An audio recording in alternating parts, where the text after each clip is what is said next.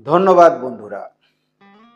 গতকাল ছিল ১লা জুলাই। এই ১লা জুলাই তারিখে পশ্চিমবঙ্গের অন্যতম জনপ্রিয় মুখ্যমন্ত্রী ডাক্তার বিধানচন্দ্র রায়ের একই সঙ্গে জন্মদিন এবং মৃত্যুদিন ছিল।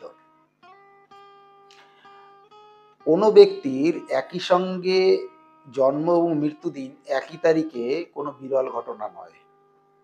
তবে তিনি বিখ্যাত ব্যক্তিদের মধ্যে সেই বিরল ব্যক্তি যাদের একই তারিখে জন্ম এবং মৃত্যুদিন। তবে এই কাকতালীয় ঘটনার জন্যই কিন্তু পশ্চিমবঙ্গবাসীর কাছে তিনি জনপ্রিয় ছিলেন না।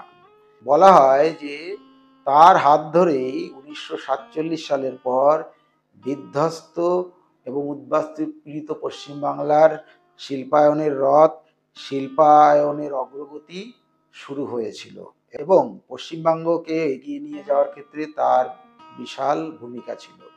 এই কারণে তাকে পশ্চিমবঙ্গের রূপকারও বলা হয়।